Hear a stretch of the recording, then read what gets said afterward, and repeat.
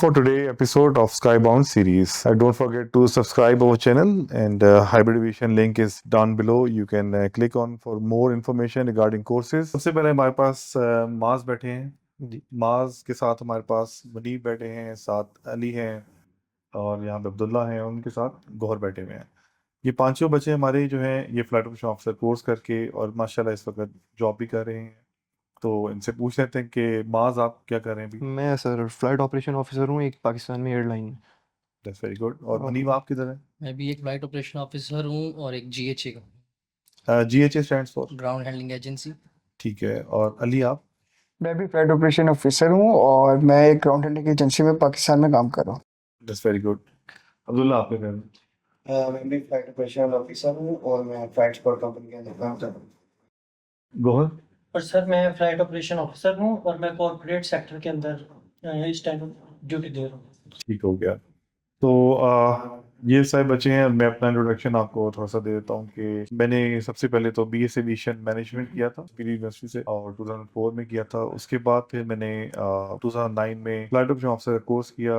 उसके बाद first job मैंने की ग्राउंड हैंडलिंग एजेंसी, जैसे ये मेरे बच्चे कर रहे हैं। और 2 साल मैंने वहाँ काम करने के बाद एक एयरलाइन थी जो कि अब पाकिस्तान में नहीं है और ख़त्म हो चुकी है। आप जान चुके होंगे वो कौन सी एयरलाइन है, आपने गेस करनी है। तो 5 साल मैंने वहाँ पे as a flight operation officer काम किया था और साथ साथ मैंने हाइब्रिड एविएशन में कमर्शियल पायलट लाइसेंस कोर्स किया। उसके साथ साथ मुझे हाइब्रिड में ही एज अ इंस्ट्रक्टर के कोर्स की ऑफर हुई और उसके साथ साथ जैसे ही मैंने कंप्लीट किया मुझे एज अ इंस्ट्रक्टर जॉब मिल गई। In that case I have to leave my flight operation officer course के साथ साथ एयरलाइन को छोड़ना पड़ा क्योंकि मैं पढ़ाता भी था। तो देन आई बिकम इंस्ट्रक्टर और इंस्ट्रक्टर बनने के बाद मैंने आवर्स बिल्ड किए जो कि एक कमर्शियल पायलट लाइसेंस होल्डर को अपने करने पड़ते हैं कंप्लीट। उसके बाद मैं एक कॉर्पोरेट पायलट बन गया और इस वक्त मैं करंटली एक कॉर्पोरेट कंपनी उसके साथ एज अ पायलट की ड्यूटीज अंजाम दे रहा हूँ। तो ये तो मेरा इंट्रोडक्शन था। तो मास जो है अब हम इनसे पूछेंगे, मुनीर से पूछेंगे रिगार्डिंग कि इन्होंने जॉब कैसे मिली इनको और कोर्स करने में क्या प्रॉब्लम्स आई या कोई प्रॉब्लम्स इनको ऐसी फेस करनी पड़ी है कि कोर्स को ढूंढने में कि कहाँ से करें या ऐसी कुछ चीज़ें इनको प्रॉब्लम्स आई हों। ओके, आप लोगों ने फ्लाइट ऑपरेशन ऑफिसर के कोर्स जो है वो सिलेक्ट किया है, तो ये कहाँ से आपके सोच में आया कि करना है? पहली तो बात ये कि सारे के सारे BS एविएशन मैनेजमेंट में सारे के सारे भी ऐसे ही है। ऐसे ही है। ठीक है, तो आप लोगों को ये स्पेशलाइजेशन करने का ख्याल कहाँ से आया? जी सर, बैचलर्स के बाद जो है मैंने जब देखा कि मेरे पास फील्ड में जॉब करने के लिए जो है वो ऑप्शंस जो है वो काफ़ी कम है, क्योंकि एविएशन की जो आपकी फील्ड है ना वो काफ़ी जो है वो छोटी फील्ड है। तो उसके लिए आपको जो है स्पेशलाइजेशन करनी पड़ती है। तो वहाँ पे मेरे पास जो ऑप्शंस आ रही थी उसमें जो मुझे सबसे बेहतर लग रही थी वो फ्लाइट ऑपरेशन ऑफिसर का कोर्स था। तो इस वजह से फिर मैंने कि अपना कैरियर को मैं एक अच्छा स्टार्ट दूँ और एक अच्छी जॉब मुझे मिल सके, इसलिए मैंने फिर फ्लाइट ऑपरेशन ऑफिसर के कोर्स को चूज किया। जी, आपको किसी ने गाइड किया इस पेपर? मुझे जो गाइडेंस थी बेसिकली गाइडेंस जो है वो जो प्रोफेशनल हमारे टीचर्स होते हैं जो हमें पढ़ाते हैं यूनिवर्सिटी में, वो फिर आके आपको गाइड देते हैं, क्योंकि वो प्रोफेशनल्स हैं, वो जॉब कर रहे होते हैं फील्ड में। तो वो आपको बताते हैं आके कि अगर आप ये चीज़ कर लेंगे तो फिर आपको ये अपॉर्चुनिटीज़ मिलेंगी फील्ड में जाके। तो इसी तरह मुझे भी मेरे एक टीचर थे, उन्होंने आके मुझे गाइड किया। उन्होंने बताया कि अगर तुम ये स्पेशलाइजेशन FO की कर लोगे, फ्लाइट ऑपरेशन ऑफिसर कोर्स, तो इससे तुम्हें जब फील्ड में जाओगे तो तुम्हें एक बेहतर मौका मिल सकेगा अपनी जॉब को स्टार्ट करने का, कि जहाँ पे आपकी पे भी अच्छी होगी और आपकी वेल रिस्पेक्टेड जॉब भी होगी। अच्छा, वैसे ये तो चलो आपने बताया हमें कि यूनिवर्सिटी के हिसाब से जो भी आपको लगा कि ये कोर्स करना चाहिए आपको, आपने वो परस्यू किया। तो अगर ये ना कर रहे होते आप लोग कोर्स, तो आप लोग सारे BS एविएशन मैनेजमेंट के स्टूडेंट हैं, ठीक है, तो इसका मतलब है कि अगर ये डिग्री कंप्लीट करते हैं, that is a 4 year honour degree, proper एक 16 ईयर ऑफ एजुकेशन है। तो ये करने के बाद आप लोगों को क्या लगता था कि आप क्या करते अगर other than flight operation officer course? इसके बाद फिर हमारे पास जो कुछ ऑप्शंस जो हमारे पास नज़र आती थी हमें, या तो हम ट्रैफिक की तरफ जा सकते थे या किसी एयरलाइन में या किसी भी GHA के ट्रैफिक क्या अंदर काम करती है? Traffic check in, baggage handling कर सकते थे, आप बैगेज सेग्रीगेशन की तरफ जा सकते थे, ठीक है। आप लोड कंट्रोल की तरफ जा सकते थे, मूव कर सकते थे। लेकिन फिर भी इसके अंदर ना एक हद तक ये था कि आपको ना कोई एक ऑफिसर लेवल की जॉब, कि आपके पास लाइसेंस हो, कि वाइट आपको कॉलर जॉब करना। हाँ वाइट कॉलर जॉब आप कह ठीक है। सकते हैं कि आपके पास एक लाइसेंस आ गया। और जैसे फ्लाइट ऑपरेशन की बात हो रही है तो यहाँ पर फ्लाइट ऑपरेशन ऑफिसर का लाइसेंस हमें सिविल एविएशन अथॉरिटी देती है। सिविल एविएशन अथॉरिटी आपसे कितने एग्जाम लेती है? सिविल एविएशन हमसे लेती है तकरीबन 9 एग्जाम्स, पहले 8 होते थे और अब से जो इनका जो नया स्ट्रक्चर आया है उसके ऊपर इनके 9 एग्जाम्स होते हैं। ठीक है, अच्छा। और मुश्किल थे या आसान थे? अगर आप लोगों ने अपनी ना स्टार्ट बेसिक स्ट्रांग रखी होगी तो आप लोगों को ये आसान लगेंगे। और अगर आपने डिग्री बड़े आराम से कैजुअल होकर गुजार दी और फिर आप आओगे फ्लाइट ऑपरेशन ऑफिसर की तरफ, तो फिर आपको ये चीज़ मुश्किल लगेगी। ठीक है।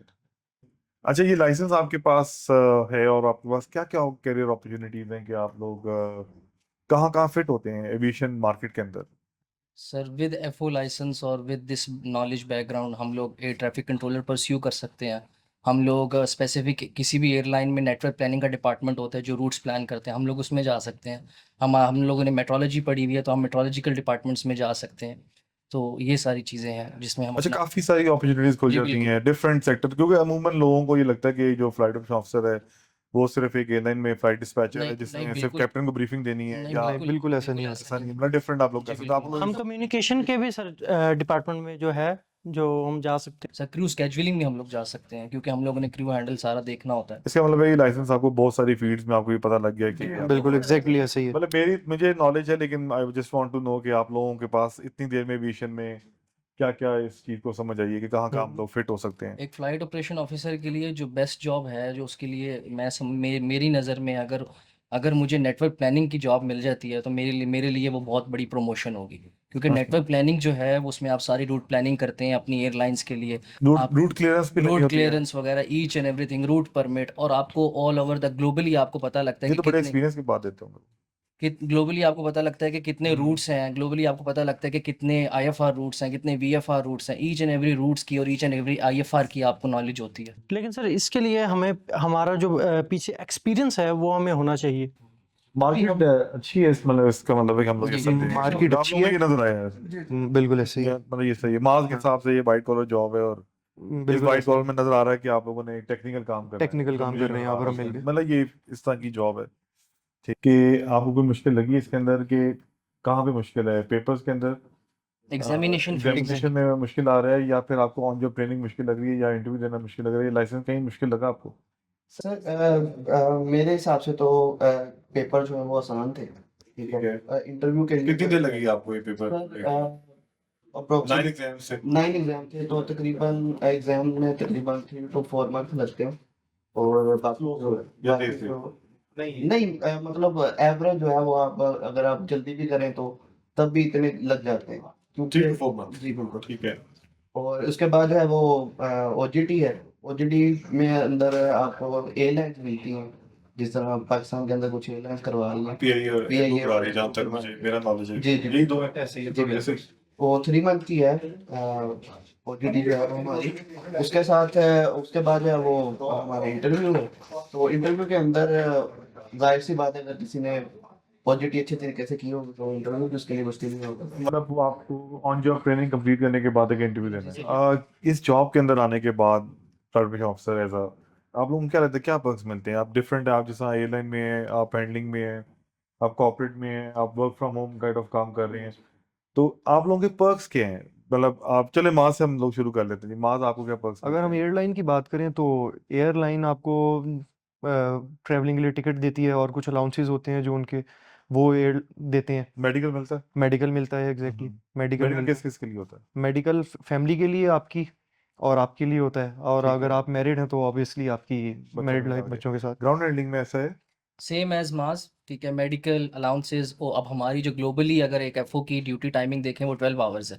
बहुत ज़्यादा है ये। अगर हम 12 आवर्स से ज़्यादा एक्स्ट्रा डेली ड्यूटीज 12 करते हैं, hours? Daily not daily, alternate और डे नाइट रेस्ट, 24 आवर का एक रेस्ट है, फिर नेक्स्ट डे आप 36 आवर्स का रेस्ट है। तो फिर तो ये अच्छा हुआ ना। ठीक है, और इसमें ये भी ऑप्शंस आप है कि डेली 12 घंटे नहीं जी चले, आप बैंक में अगर 9 to 5 करें तो वो 8 आवर्स है। मींस मेरा भी करंटली रोस्टर चल रहा है ऑल्टरनेट डेज, तो मैं एक ड्यूटी के बाद 36 आवर्स का रेस्ट करता हूँ, उसके बाद बहुत मैं अपनी ज्यादा। सेकंड ड्यूटी क्या क्या? परस्यू करता हूँ। लेकिन इसमें भी हमारा माइंड फ्रेश होना 15 चाहिए, days job इसलिए and इतना रेस्ट 15 करता days हूँ। off। यस, वैसे In ही other words, या बिल्कुल good। सही।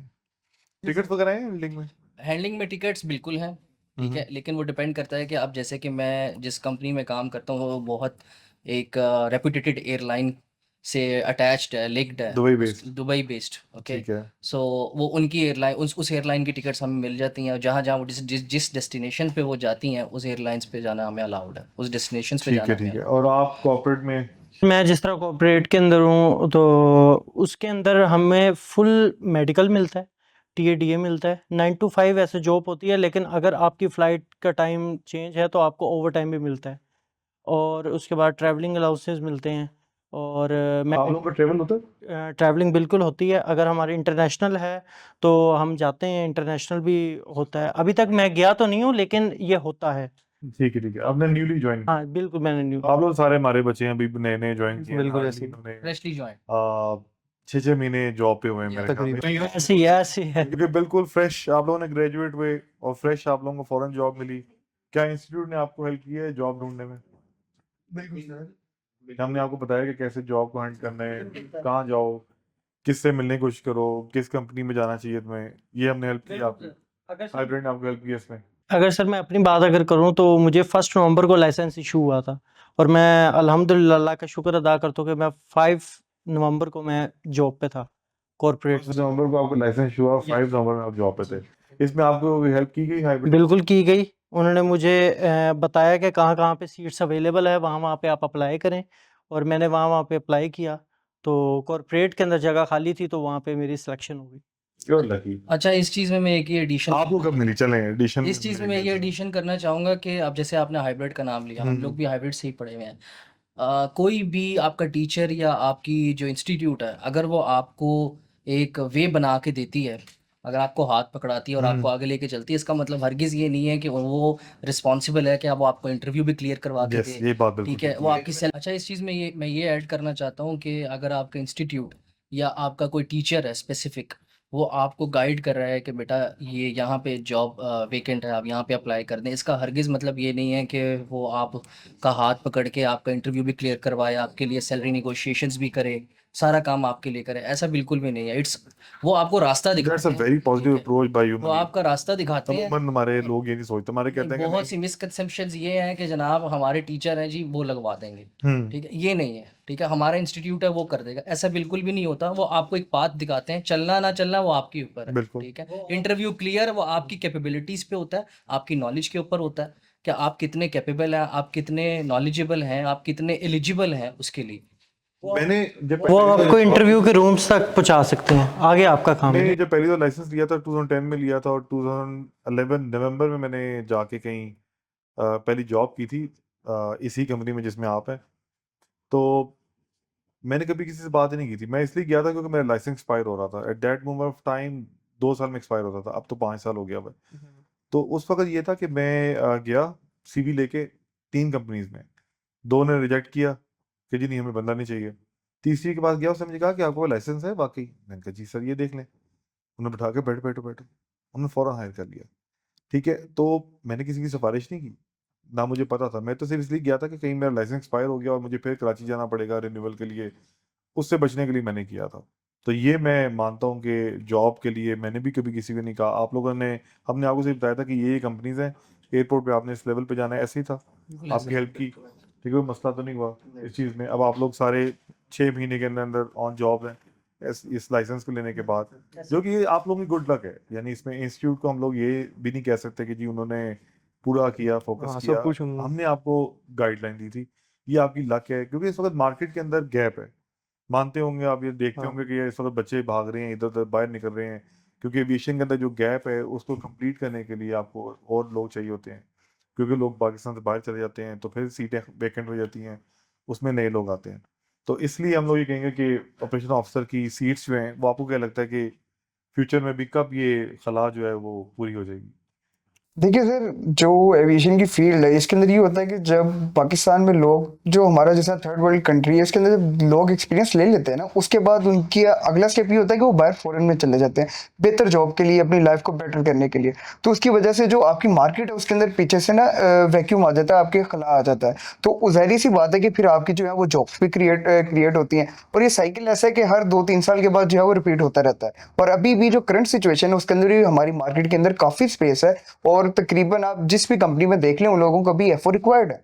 मैंने अक्सर सुना है यूनिवर्सिटीज़ में बच्चों को ये कहते हुए कि सर कल को ये सारा ऑटोमेशन पे चले जाएगा, फ्लाइट ऑपरेशन ऑफिसर बंदा नहीं आपको चाहिए होगा, ऐसा है? नहीं सर, बिल्कुल भी ऐसा नहीं है, क्योंकि अगर आप ऐसी बात करें तो कब से जो हम सुनते आ रहे हैं कि जी ऑटो पायलट पे जहाज उड़ता है। लोगों में एक कंसेप्ट है कि जहाज जो है वो टेक ऑफ करने के बाद पायलट ऑटो पायलट ऑन कर देता है, पायलट का कुछ होता नहीं है, पायलट सो जाता है। तो इस तरह की बिल्कुल बातें नहीं होती, ये लोगों का एक कंसेप्ट होता है। ये जब तक आपकी फील्ड चल रही है, क्योंकि काफ़ी ऐसे एरर्स होते हैं कि जो मशीन भी कर लेती है, मशीन भी एररलेस नहीं होती, उसके अंदर भी एरर आ जाता है। तो क्या जरूरत पड़ेगी फ्लाइट ऑपरेशन ऑफिसर की? सर उसके लिए आपके आप फॉर एग्जांपल आप देखें कि फॉर एग्जांपल एक सिचुएशन ऐसी आ जाती है कि जहाँ पे आपकी मशीन, आप समझ लें कि ब्लैकआउट हो जाता है। अब एक रिमोट जगह पे जहाज गया हुआ है और वहाँ पे ब्लैकआउट हो गया या पावर का ब्लैकआउट हो गया, तो मशीन वहाँ पे कैसे वर्क करेगी? वहाँ पे आपको ह्यूमन चाहिए होगा कि ह्यूमन जो प्लान करेगा, जो सारा फ्लाइट ऑपरेशन ऑफिसर का काम करेगा, कोऑर्डिनेशन करनी होगी उसने। फ्लाइट ऑपरेशन ऑफिसर जो है ना, उसका काम ये है ऑन ग्राउंड, अल्लाह ना करे कोई भी मिसहैप होता है तो ब्रीफिंग के लिए सबसे पहले SIB जो है वो फ्लाइट ऑपरेशन ऑफिसर ढूंढेगी कि वो कहाँ है आपका, क्योंकि उसने सारी प्लानिंग की होगी, उससे सवाल होने हैं। तो इसलिए कंप्यूटर से तो नहीं वो सवाल कर सकेंगे कि आपने यहाँ पे कोई गलती तो नहीं की थी, या उस वक्त क्या चल रहा था। काउंटेबल खुदा न खास्ता अगर कोई इंसिडेंट होता है तो वो किन से आगे पूछ वो कर रहे हैं, मैनेज कर रहे हैं, वो भी तो एक ह्यूमन ही। अच्छा, जैसे कि बड़ा मूवमेंट हमारी यूनिवर्सिटी के बच्चे, मुझे बड़ा ये सवाल भी सुनने को मिला है कि सर कल को सारा कुछ ऑटोमेशन पे हो जाना है तो फ्लाइट ऑपरेशन ऑफिसर भी नहीं चाहिए होंगे। तो क्या लगता है आप लोगों को, ऐसा कुछ है? नहीं सर, बिल्कुल भी ऐसा नहीं है, क्योंकि आप देखेंगे जब भी खुदा ना खास्ता अगर कोई इंसिडेंट हो जाता है तो सबसे पहले जो अकाउंटेबल होता है वो FO को ढूंढा जाता है कि फ्लाइट ऑपरेशन ऑफिसर कौन है जिसने इसकी प्लानिंग की थी सारी, उसे कोई गलती तो नहीं होगी। अब अगर आप फॉर एग्जांपल आप कहते हैं कि मशीन ही सब कुछ कर रही है, तो मशीन से कौन क्वेश्चन करेगा? मशीन कैसे आंसर देगी आपको? अच्छा, ऑपरेशन ऑफिसर जो है वो उसके लाइसेंस जो है वो देखा जाएगा कि ये पहले तो ये असली है, और फिर से क्वेश्चन पूछे जाएंगे। ऐसा कभी भी नहीं हो सकता कि ये फ्यूचर के अंदर जो है वो ऑटो के ऊपर हर चीज़ चल जाए। ये सर बिल्कुल भी नहीं ऐसा हो सकता। मतलब मैंने ये वो क्वेश्चन हैं जो बच्चे मूवमेंट मुझसे पूछते हैं, तो मैंने कहा ये आपसे पूछूं, अब आप लोग फील्ड में आ गए हैं तो इसके बाद आप लोगों को ऐसा तो नहीं है कि ऐसे क्वेश्चंस के जवाब मिलना शुरू हो गए हैं? जी बिल्कुल सर। हाँ बिल्कुल, ऐसे मैं जब यूनिवर्सिटी के अंदर था तो मेरे ही क्लास फेलो वो मुझे कहता था कि यार तुम ये क्या कर रहे हो, ये तो ऑटो के ऊपर हो जाएगा और ये हो जाएगा। तो फिर मैंने उससे पूछा कि अगर खुदा न खास्ता अगर कोई इंसिडेंट हो जाता है तो आके कौन बताएगा? रोबोट बताएंगे या कंप्यूटर बताएगा कि ये ऐसे हुआ? तो ये चीज़ कभी भी नहीं हो सकती इतने साल। हाँ, ये बहुत वैलिड। और जहाँ इसमें कुछ चीज़ इस तरह से हैं कि कुछ चीज़ें हैं जो कि कंप्यूटराइज हो सकती हैं, जिस तरह के पहले हमें जो है वो खुद बनाना पड़ता था, अब वो सॉफ्टवेयर के अंदर जो है वो ऐड कर दिए जाते हैं उसके। इन थोड़ी बहुत चीज़ें हैं जिनको हम उसके ऊपर कर सकते हैं। जितनी टेक्नोलॉजी इंप्रूव होते जा रही है वो आपका बस काम आसान कर रही है करने का। हाँ, लेकिन पहले आपने मैनुअल भी करते check and थे। balance आपने हाँ, करना है। चेक एंड बैलेंस सब कुछ आपने साइन आपके चाहिए। बिल्कुल ऐसे ही है। हाँ, उसके बगैर नहीं होगा। बिल्कुल। Licence number. लाइसेंस नंबर चाहिए आपका कि कौन है जिसने ये इस सॉफ्टवेयर के ऊपर इस पूरी टेक्नोलॉजी को लुक आफ्टर किया है, और उसमें वो कह रहा है कि ऑथेंटिसिटी दे रहा है कि ये ठीक है। और वो अकाउंटेबल है। यस, ठीक है। अच्छा, ये फायदा है आपको लाइसेंस का। Sir human to human, last बस ये पॉइंट ऐड करना चाहूँगा, ह्यूमन टू ह्यूमन जो इंटरेक्शन, जो कम्युनिकेशन, क्योंकि एक FO ने सारी अथॉरिटीज़ से भी कम्युनिकेट करना होता है, जो इंटरेक्शन और जो कम्युनिकेशन एक ह्यूमन टू ह्यूमन एक ह्यूमन कर सकता है वो एक मशीन नहीं कर सकती। अच्छा, जो फ्लाइट ऑपरेशन ऑफिसर का जो काम है बेसिकली वो ब्रीफिंग देना है कप्तान को, तो इसलिए आप कह रहे हैं कि वो भी कंप्यूटर से पूछे। वन ऑफ जो उसका एक काम है वो ये भी है कि अमूमन अब तो ज्यादातर वो अपने पास कॉकपिट में मंगवा लेते हैं, अगर कोई गलती हो तो वो मेरे ख्याल जी में बिल्कुल ऑपरेशन ऑफिसर से पूछते हैं कि यार ये इसमें फ्लाइट प्लान में कुछ चेंजेस हैं जो कि ऐसा ही है। नहीं होने चाहिए, तब वो आपसे पूछेंगे और दोबारा बनवाएंगे।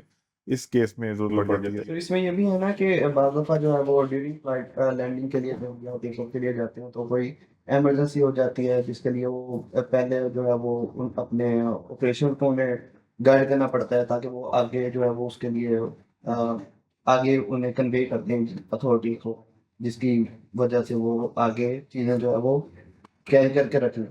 जिस तरह के बाज़ दफ़ा कोई सिस्टम के अंदर जो है इंजीनियरिंग का कोई फॉल्ट आ जाता है तो वो लैंडिंग के बाद जो है वो अपने ऑपरेशंस को बताते हैं कि ये इस तरह फॉल्ट आ गया, तो वो उसे लिख के अपने इंजीनियरिंग को बता देते हैं, तो ये फिर कंप्यूटर तो नहीं कर सकता। अच्छा, इसमें आपको लाइसेंस होल्डर की जरूरत जी है। बिल्कुल। ठीक।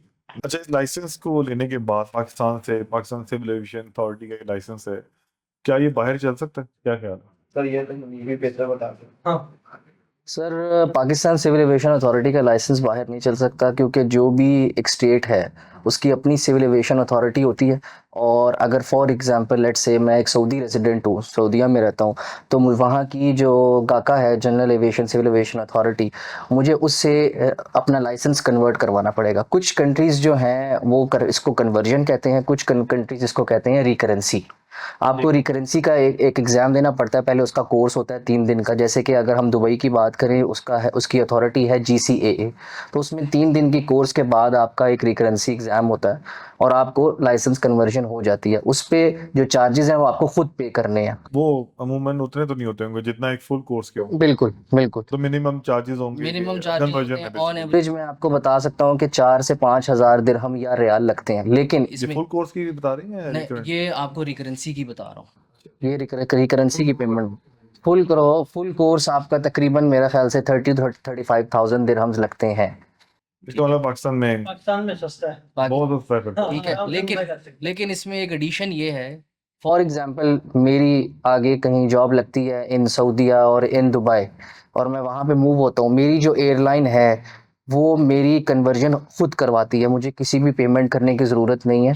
वो मेरे सारे डॉक्यूमेंट्स लेती है। अगर वो मुझे ऑफिशियल बेसिस पे कॉन्ट्रैक्ट दे रही है तो उसकी रिस्पॉन्सिबिलिटी है मुझे PCA से GCAA में कन्वर्ट करवाने की। अच्छा, ये मतलब अगर आपने खुद करना हो तो खर्चा ही है। ठीक है। आई थिंक एविएशन लॉ का हर मुल्क का जो है वो डिफरेंट होता है, उसका एग्ज़ाम होता है और हर एक साथ में country के अगर ऑपरेशन। आप हाँ में कन्वर्ट करते हैं तो आपको एयर लॉ का एक फिर उसके बाद 2 स्टेट्स ऐसे हैं, यूनाइटेड स्टेट्स ऑफ अमेरिका, उनका लाइसेंस है FAA का, फेडरल एविएशन एडमिनिस्ट्रेशन, वो पूरी दुनिया में चलता है। और जो EASA है यूरोपियन, उनका लाइसेंस नहीं होता, उनका एक सर्टिफिकेट होता है। वो लाइसेंस इशू नहीं करते फ्लाइट डिस्पैचर्स को, वो फ्लाइट डिस्पैचर्स को या फ्लाइट ऑपरेशन ऑफिसर को सर्टिफिकेट इशू करते हैं। वो कुछ कंट्रीज में चलता है, कुछ कंट्रीज में नहीं चलता। लेकिन FAA एक वाहिद लाइसेंस है FO का, जो कि आपकी पूरी दुनिया में एलिजिबल है, वैलिड है। बहुत सी जॉब्स जब लिस्टेड होती हैं उसमें लिखा हुआ होता है स्टेट इक्विवेलेंट और FAA। ठीक है, मतलब कन्वर्जन हो जाती है। कन्वर्जन हो जाती है बिल्कुल। इजीली हो जाती है। अगर तो आपको जॉब मिल गई है तो वो रिस्पॉन्सिबिलिटी आपकी एयरलाइन की है, जो कि आपकी न्यू एम्प्लॉयर है, वो करवा देती है। ठीक है, मतलब फिर इसका मतलब है कि पाकिस्तान से आप करें या बाद में कन्वर्ट कर लें, बाद में कन्वर्ट काफी पैसों का फर्क भी है कि पाकिस्तान से आप करें तो। और एक्सपीरियंस के बाद सर जॉब मिल ही जाती है। मिडिल ईस्ट में तो आराम से जो है मेरे सीनियर्स आपको मुझे लग रहा है कि आप जल्दी जाना चाहते हैं और आप भी।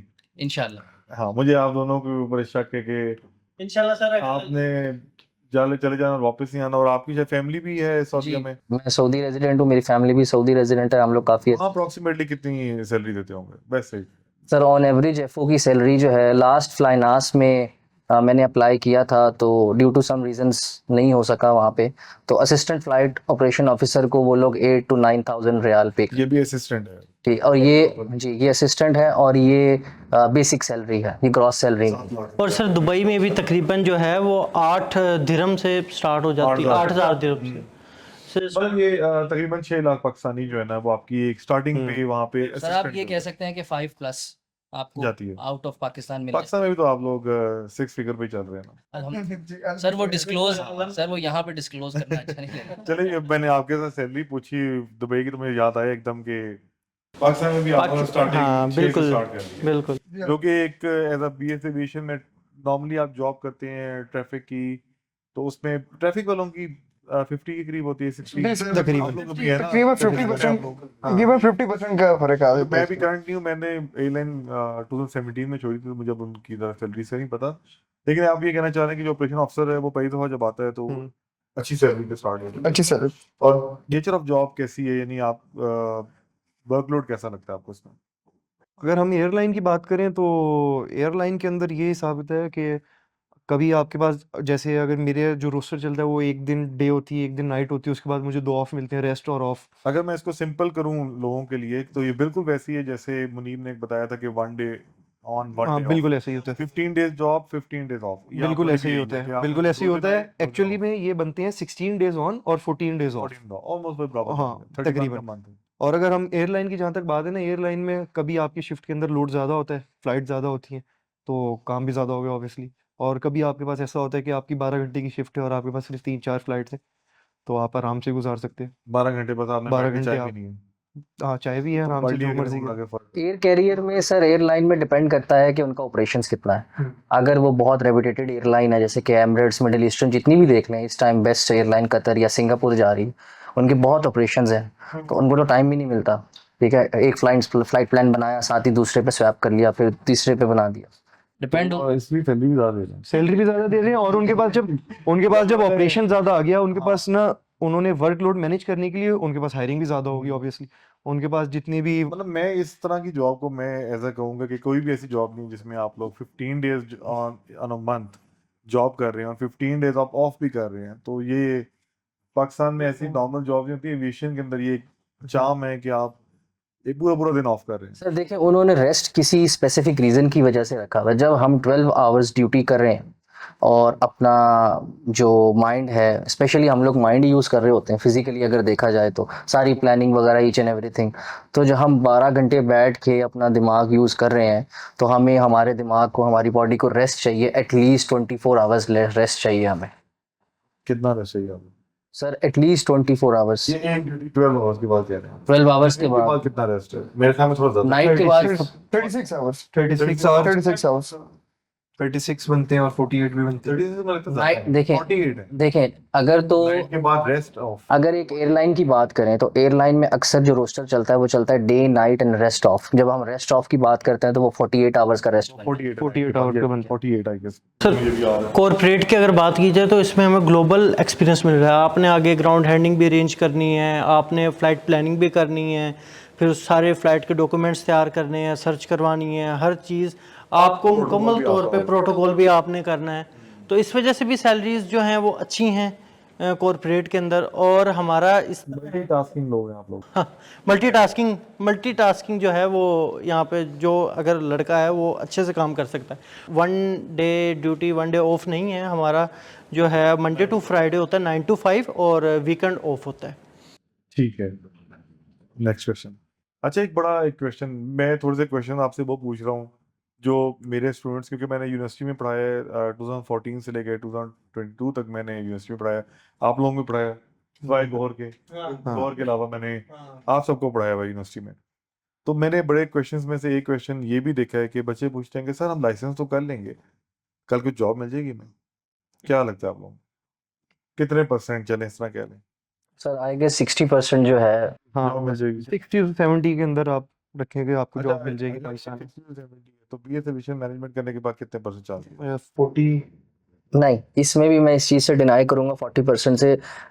Aviation related job, aviation related job की बात अब आके हमारी डिग्री को पाकिस्तान में अगर हम पाकिस्तान की बात करें रिकगनाइज किया जा रहा है और एविएशन मैनेजमेंट के बच्चे भी जॉब कर रहे हैं, इवन के अपनी उनकी डिग्री चल भी रही होती है। थी आपकी क्लास की? सर हमारी क्लास की स्ट्रेंथ थी तकरीबन 120 और 130। कितने % बच्चे इस वक्त किसी भी एयरलाइन या एंडिंग कंपनी? सर मैं ये कहूँगा कि 30 to 40% बच्चे जो हैं वो इस टाइम। इसका मतलब है आप कहना चाह रहे हैं 50 बच्चा आपको लगता है कि जी, आपके इर्द गिर्द बिल्कुल है, बिल्कुल है, तकरीबन इतना होगा। इतना है? बिल्कुल है। ठीक है, यानी 30-40% आप उनको कहते हैं और इस लाइसेंस के बाद 60% 30% इंक्रीज जब आप कर जाता है। स्पेशलाइजेशन यानी कि लाइसेंस ले लेंगे तो फिर तो आपकी job almost 60 to 70% nature of पे जॉब चली में जाएगी। आपको कौन सी इशू लग रही है कि ट्रैफिक बेहतर है या फ्रंट में officer? Sir obviously sir obviously flight operation यहाँ ऑफिसर, पे आगे कैच मिल जाता है। बिल्कुल सर, वाइट कॉलर जॉब है सबसे बड़ी White collar चीज़। job है, थोड़ा बेसिकली कैप्टन्स के साथ मिलना हाँ, है। captains के आपने साथ। ट्रैफिक का मतलब होता है कि पैसेंजर के साथ आपका कोई ताल्लुक। पाकिस्तानी लैंग्वेज में बात करें तो अफसर लग गया ना नाम के आगे। अच्छा, तो बस yes, right on। बात खत्म। तो ये इस पे करना सर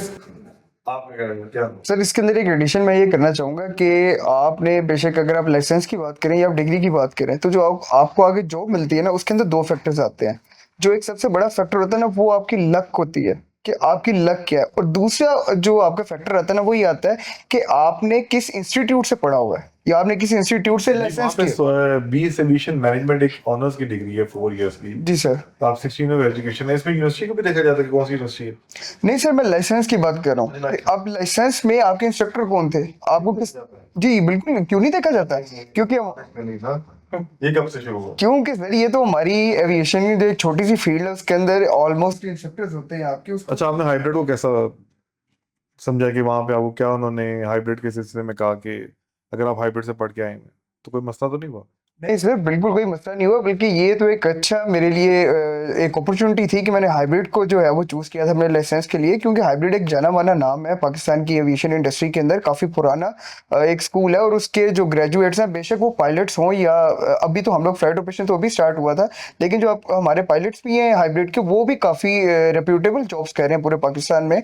और इसके अलावा मैं आपको एक छोटी सी एग्जांपल देता हूँ कि मैं जब इसका हमारा एक लास्ट वाइवा होता है, तो जब मैं वहाँ पे गया था तो वहाँ पे भी मेरे से सिविल एविएशन के रिप्रेजेंटेटिव जो डायरेक्टर होते हैं, एडिशनल डायरेक्टर होते हैं, वो इंटरव्यू ले रहे थे। तो उन्होंने जब पूछा कि आपने किसी इंस्ट्रक्टर से पढ़ा हुआ है, तो मैंने जब अपना नाम लिया अपने इंस्ट्रक्टर का, तो दे वर क्वाइट हैप्पी, वो बड़े खुश थे कि हाँ आप लोग अच्छे पढ़ के आए हो और अच्छा कोई फील्ड में जो है अब ऐसे लड़के आ रहे हैं कि जिनके पास नॉलेज है, जो नॉलेज लेके आ रहे हैं। तो जब मैं जॉब के लिए भी किया, तो जब वहाँ पे जाके वो पूछते हैं तो आपसे ये क्वेश्चन किया जाता है कि आपका इंस्ट्रक्टर कौन था, क्योंकि ये भी देखा जाता है कि वो इंस्ट्रक्टर सिर्फ इंस्ट्रक्टर है या उसने भी खुद फील्ड में काम किया हुआ है, क्योंकि एक फील्ड का बंदा जब आपको पढ़ाता है तो वो हाइब्रिड में हमने वो बंदे रखे हुए हैं जो फील्ड वाले हैं। आप ये कहना चाह रहे हैं? जी बिल्कुल, मैं ये कहना और सर मैं एक और चीज़ इधर ऐड करना चाहूँगा कि अगर आप यूनिवर्सिटी की डिग्री अगर लेके जाते हैं और आपने फ़्लाइट ऑपरेशन की जॉब करनी है, तो आपको वो जॉब नहीं देंगे। क्योंकि अगर आपके पास लाइसेंस नहीं है तो आप वो ऑथराइज नहीं है फ़्लाइट ऑपरेशन में जॉब करने के लिए। जब आपको एक लाइसेंस मिलता है फ़्लाइट ऑपरेशन ऑफिसर के बाद, उसमें बाकायदा पाकिस्तान सिविल एविएशन अथॉरिटी ने लिखा होता है कि आप एक ऑथराइज पर्सन हैं फ़्लाइट ऑपरेशन ड्यूटी परफॉर्म करने के लिए। तो अगर आपकी डिग्री साथ है और साथ में आपके पास लाइसेंस भी है, तो आपके लिए बहुत अच्छा एज है कि आपको जो जॉब है वो बहुत जल्दी मिल जाए और बहुत अच्छी मिल सके। और सर लास्टली हाइब्रिड का प्लस पॉइंट बाकी इंस्टीट्यूशन से, और भी इंस्टीट्यूशंस है मैं नाम नहीं लेना चाहूँगा, लेकिन हाइब्रिड का एक प्लस पॉइंट ये है। हमारा पॉडकास्ट ही हाइब्रिड का, तो आप ले सकते हैं इसका नाम। लेकिन हाइब्रिड का प्लस पॉइंट ये है, मेरे साथ बाकी भी मेरे कलीग्स बैठे हुए हैं, इन्होंने भी वो एक्सपीरियंस जो है वो गेन किया हुआ है।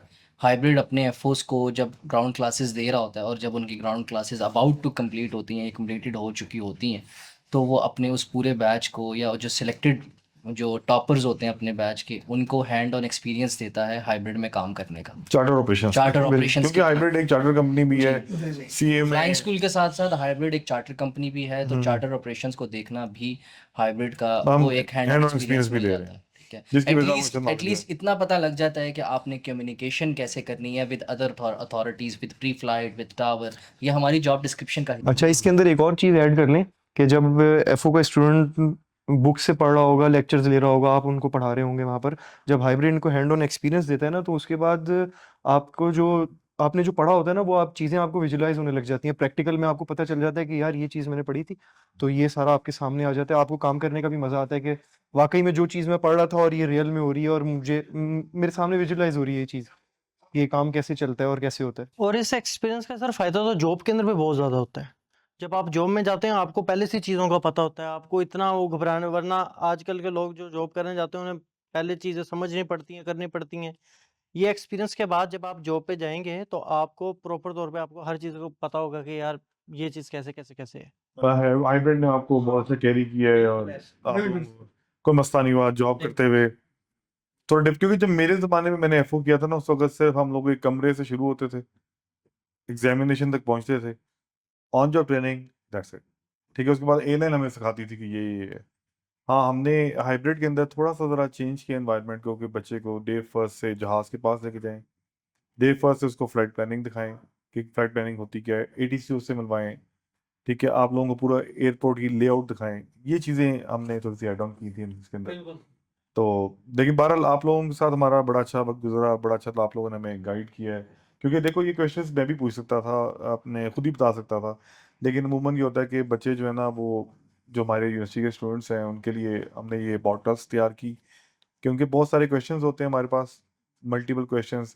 तो हम ये चाहते थे कि आप लोग एक्सपीरियंस लोग हैं, क्योंकि अक्सर पहला सवाल उनका ये होता है कि सर हमें जॉब मिल जाएगी, उसका जवाब आप लोग हैं। कितनी देर में मिल गई, हम एक बार फिर सुन लेते हैं, आपको कितने अरसे में मिल गई? अब जैसे गौहर ने बात की थी ना कि 1 नवंबर को मेरा लाइसेंस आया था और 5 नवंबर को मैं ऑन ड्यूटी था, तो ये इसमें ना थोड़ा सा लक फैक्टर भी आ जाता है। अच्छा, हाँ, ये हाँ, देखो, लक ये भी है फैक्टर ना, भी आ ये जाता है भी इसके है, अंदर ये कि आप डायरेक्ट ये नहीं कह सकते कि मुझे आज लाइसेंस मिला और मैं कल जॉब पे होऊंगा। ये आपके लक के ऊपर भी डिपेंड करता यही है। चीज और दूसरी चीज़ ये भी डिपेंड करती है कि मार्केट में सीट्स अवेलेबल हैं उस वक्त जब आपने लाइसेंस लिया है।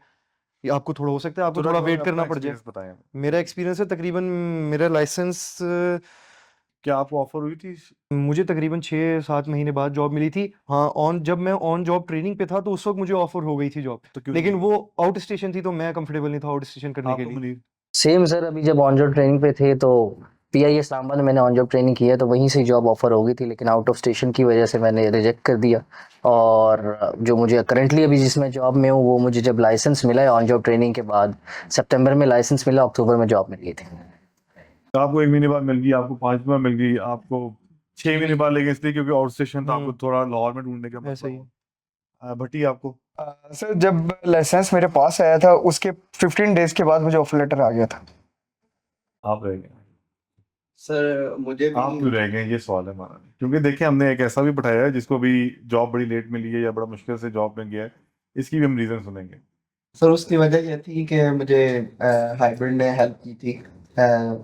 फैसलाबाद से मुझे ऑफर हुई थी, तो लेकिन मेरी किसी वजह से, फैमिली इशू की वजह से जो है वो मैं उनके ऑफर को जो है वो नहीं ले सकता। मतलब आपने जॉब को इंटेंशनली नहीं की थी, अदरवाइज देखिए हमने बताया आपको इसलिए भी था कि हमने कहा था कि देखिए बच्चे अक्सर लाइसेंस लेके बैठे हुए हैं, उसके पास ऑफर है लेकिन वो खुद नहीं करना चाह रहे हैं, आपकी मर्जी है, जी बिल्कुल, लेकिन आपको ऑफर आती है। बिल्कुल आती है। ठीक है, तो लाइसेंस जो है ना वो इतना तो है कि देखो, मैं जो बात करता हूँ वो ये करता हूँ कि आप खाली डिग्री करते हैं तो आपको इतनी जल्दी जॉब्स की ऑफर नहीं आ रही होती, आप खुद जाते हैं।